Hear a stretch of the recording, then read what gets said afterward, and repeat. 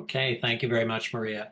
I'm really sorry I'm not able to join you in Newfoundland. I first went there many years ago when I was on the Elliott Lake Reach for the Top team and played in and that was a year some Newfoundlanders will remember because Newfoundland and Labrador won the national championship that year. So it's a shame I'm not able to be there. I always enjoy coming to the Rock for a visit. But I'm coming to you today from Robinson Huron Treaty Territory from where I live in Elliott Lake in Ontario. Um, I'm very pleased to be able to support today's press conference uh, put on by Rights for Vapors. Uh, I will say at the outset that unlike Maria and Marion, I'm not a vapor, I'm not a smoker, I never smoked tobacco, but I've always been concerned about health and about health choices. In fact, when I was a kid, I was always bugging my uh, members of my family who were adults to stop smoking because I was very aware of the negative health impacts of smoking tobacco. And there's no doubt that smoking tobacco is one of the worst things that you can do for your health. It causes cancer, it causes heart disease, it causes all kinds of health problems. We should be doing everything in our power to try and encourage people to stop smoking tobacco. And let's be clear, vaping is not the same thing as smoking tobacco. It is not at all the same thing. The one thing that it has in common is that most vaping products contain nicotine, and it's not the nicotine that causes the health problems that smokers experience. That's the substance that causes the addiction, but it's not the substance that causes the health problems. The health problems are caused by the tar and the other noxious substances that you inhale when you burn tobacco and smoke it. So you don't have that same effect.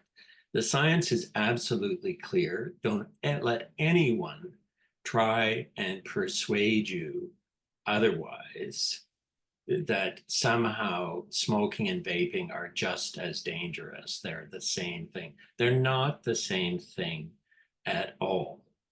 It's not to say that vaping is 100% risk-free. It's not. But the risks associated with vaping are minuscule compared to the very serious negative impacts of smoking tobacco. The other thing that the science makes perfectly clear is that by far and away, vaping has proven to be the most popular and effective way for people who are addicted to nicotine to reduce the amount of tobacco they smoke, in some cases to zero, and in other cases to a minimal amount. As Canadians, we should be doing everything we can to encourage adults to make that choice to switch from very unhealthy tobacco smoking to much less dangerous vaping. It is something to be encouraged. And this is consistent with the backbone of public health policy in Canada as we have experienced it since the early days of the AIDS epidemic in the 1980s. And I've been involved in the AIDS movement for 40 years. I'm on the board of the Canadian AIDS Society. We advocated from the very beginning that the correct approach to fighting HIV was harm reduction. Don't tell gay men to stop having sex. That's not going to work. What you want to do is encourage them to use condoms. Don't tell drug users to stop using drugs. That's not going to work. Give them clean needles so they don't get sick. That's the better choice. And science has borne this out time and again, that harm reduction works. It's scientifically justified. So vaping is something we ought to be encouraging.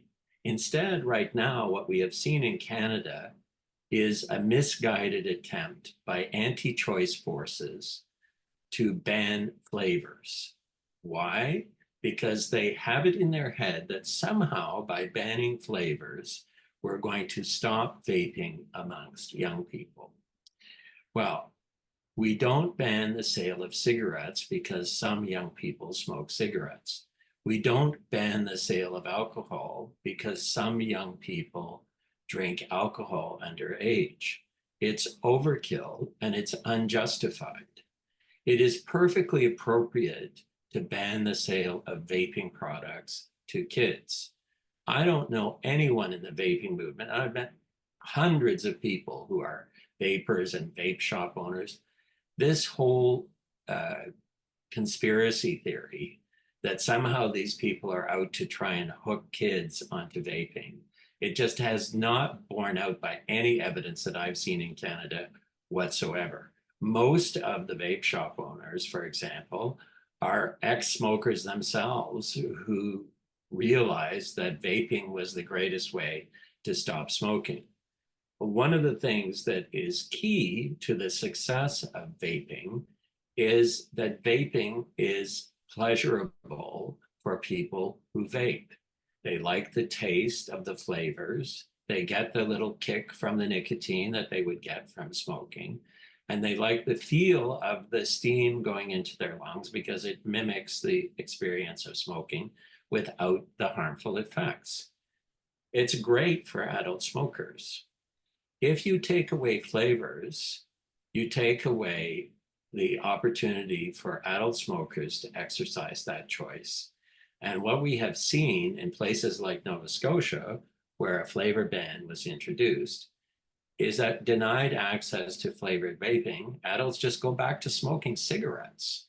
There's no evidence that it cuts down on smoking at all. In fact, the evidence is a flavor ban increases the amount of smoking. And of course, the people who are promoting the flavor ban have good intentions, but good intentions doesn't make good policy all the time. You know, the people who thought banning alcohol altogether was a good idea found out eventually that prohibition didn't work and it caused more problems than it solved. The people who suggested that putting gigantic taxes on cigarettes was a way to stop people from smoking discovered that that just led to smuggling and a black market. And that's what happens when you ban vaping. You create a black market. You drive up smoking and you create a black market for vaping. So you cause more health problems and more social problems. And you don't solve the problem of kids vaping. If you want to stop kids from vaping, you got to do two things. First of all, you have to educate young people about why vaping is bad for them. No one should take up vaping unless they're an adult smoker. And the second thing you need to do is enforce the existing regulations. And there are plenty of existing regulations that impact on the sale of these products to kids. We're all in favor of cracking down on sale of vaping products to young people. But what we're against is infringing on the charter rights of Canadians. You know, Section 7 of the Charter of Rights is one of the most important rights under our Canadian Constitution. It's called the liberty interest. One of the things that it protects is it protects our right to make important choices in life. It is what protects my right to marry my husband. It is what protects a woman's right to choose to terminate a pregnancy. And we are allowed to do that even if other people don't like it, even if our government doesn't like it, because that is our right under Canadian law. And the government should not be allowed to take away those rights unless it's demonstrably justified. That means there has to be proof that there's a good reason to take away that right. Well, there is no such proof in the case of taking away access to vaping for adult smokers. The evidence is completely the opposite. So in conclusion, I want to say that this effort to ban flavors is perhaps the most misguided public health policy since prohibition, or certainly since the advocates of the Puritan approach suggested that all the gay bathhouses should be closed, and that was going to prevent AIDS from spreading. Those kinds of puritanical approaches don't work. We need to encourage people to make healthy choices. We need to give adults the right to make important decisions about their health, and we need to respect those choices made by our fellow Canadians, because it's about protecting and respecting the rights of all of our fellow Canadians, particularly those minority groups like LGBT folks and Indigenous people who tend to smoke more and are going to be hurt more by a flavor ban. Thank you. Cameron? Thank you, Doug. We do have a couple of questions, and I had one sent to me. And the question is, the government is using a survey that says 40% of youth are vaping, and if flavors are removed, they would stop vaping. Can you provide your thoughts or comments on perhaps how we should counter this when we come across it? I've come across it a lot. Right. So it's true that young people vape, and they're not supposed to. The issue is that by banning flavors, you're throwing the baby out with the bathwater. What you need to do is crack down. Kids aren't supposed to be buying any kind of vaping products. And the idea that if you ban flavors, that somehow they're not going to have access to flavors is a nonsense. Because what's going to happen is they're going to go out and they're going to buy those products on the black market. The other thing that survey doesn't show is how many of those kids are going to go out and smoke cigarettes instead of vaping. I'm going to say a lot. A lot of them are going to go out and buy cigarettes instead. That's what happened in Nova Scotia when they banned flavors. You know, everyone said, oh, we'll ban flavors and kids will stop vaping, and you know, maybe the adults will just get used to vaping, to tobacco flavored vaping products. That's not what happened. What happened is that the black market flourished and the sales of cigarettes skyrocketed. So that's the proof. Surveys are meaningless. What counts is scientific proof, and the scientific proof is there for all to see. Flavor bans have never worked to stop kids from vaping. The effect of flavor bans has always been the same. It creates a black market for vaping products. And, you know, you can bet black marketeers, do you think they care whether a kid is under 18? Of course they don't. The best defense for governments who don't want kids to vape are regulated vape shops who want to protect children and who know that if they sell to a kid, they're going to lose their business. Black marketeers don't care what the government thinks, and they're happy to sell to kids. And they're happy to sell them cigarettes too. So those surveys to me are simplistic, and they run contrary to the scientific proof we have from places like Nova Scotia, who have actually implemented flavor ban. It's not a speculation. They did it, and we know what happened. It didn't work. It caused more problems than it solved. Absolutely. Does anyone here have a question? We have a microphone right over there. You can ask your question. Don't be afraid. I know that there was a lot that we've learned, and there is going to be a lot of learning. And I think someone's coming up to ask a question now. Yeah. Just soak I'd just like in. to add something there, Maria. The other thing is, you know, we have a problem about underage drinking in every province in Canada. There's kids who drink underage. We don't ban flavored products and alcohol, even though you can get birthday cake vodka and creamsicle vodka and cherry brandy and all kinds of fruit flavored, mint flavored, other products that appeal to kids. We don't ban adults from drinking those products just because some kids might drink them. What we do is we try and make sure that kids can't get access to alcohol. You'll never be 100% effective, of course, but we do not deny adults choice because some kids are going to get access to a product illegally. Yeah, I agree. I think enforcement, not bans. And we haven't tried enforcement yet in this country. Okay, so we have Tristan Wall up. Hi, Doug. How's it going? Good. How are you? Doing wonderful. My question for you is, I own a vape shop here in Newfoundland and Labrador.